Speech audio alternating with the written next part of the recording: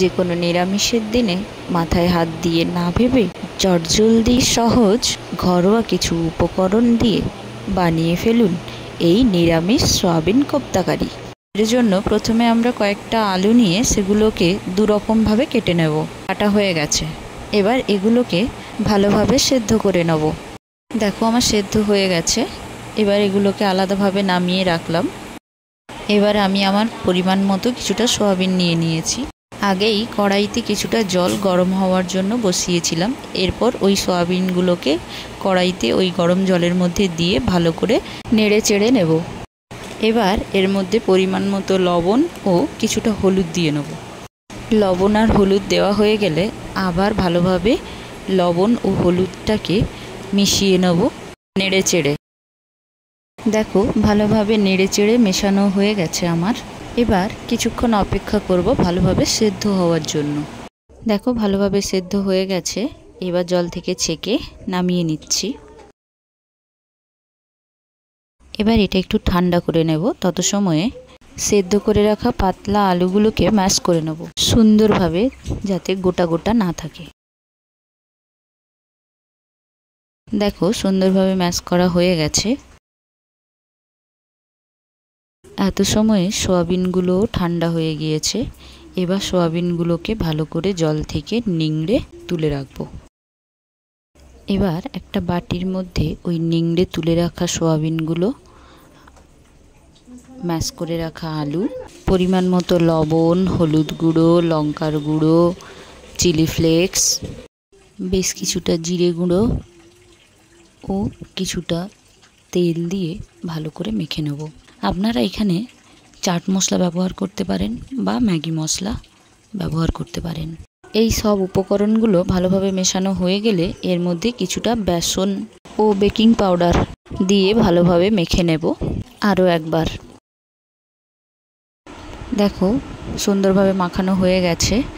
এবার এগুলোকে ছোট ছোট বলের শেপ দিয়ে নেব। তোমরা চাইলে অন্য কোনো শেপও দিতে পারো, চ্যাপ্টা, চৌকো, যার যেমন ভালো লাগবে তেমন। তো দেখো আমার সবগুলো বল বানানো কমপ্লিট।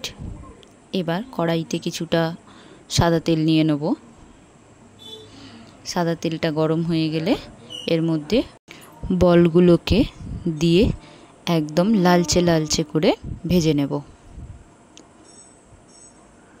দেখো একদম লালচে লালচে করে ভাজা হয়ে গেছে।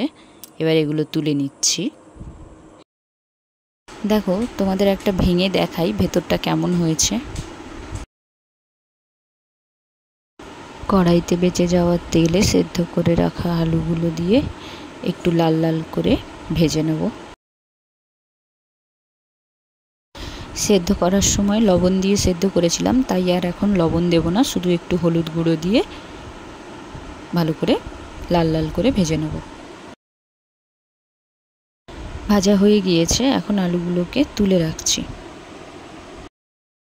এবার কারিটা বানানোর জন্য একটা বাটিতে পরিমাণ মতো হলুদ গুঁড়ো, লঙ্কার গুঁড়ো, লবণ এবং কিছুটা পরিমাণ জল দিয়ে ভালোভাবে মিশিয়ে নেব। এবার কড়াইতে কারিটা বানানোর জন্য কিছুটা সর্ষের তেল নিয়ে নেব। আপনারা চাইলে এখানে সাদা তেলও ব্যবহার করতে পারেন। এবার এর মধ্যে কিছুটা জিরে ফোড়ন দেব। জিরেটা একটু লাল লাল হয়ে ভাজা হয়ে গেলে এর মধ্যে একটা তেজপাতা, শুকনো লঙ্কা গোটা দিয়ে ভালো করে নেড়ে চেড়ে ভেজে নেব। ভালো করে ভাজা হয়ে গেলে আগের থেকে করে রাখা মশলা জলটা দিয়ে ভালো করে নাড়িয়ে চাড়িয়ে বেশ কিছুক্ষণ অপেক্ষা করব। এরপর আগের থেকে ভেজে রাখা আলুগুলো এর মধ্যে দিয়ে ভালো করে নেড়ে চেড়ে রান্না করতে থাকবো যতক্ষণ না এই মশলাটা একটু আলুর গায়ে মাখো মাখো হয়ে আসছে।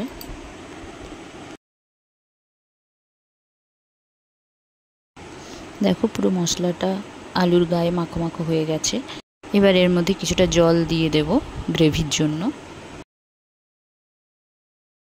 ঝোলটা ফুটে গেলে আগে থেকে ভেজে রাখা বলগুলো এর মধ্যে দিয়ে দেব।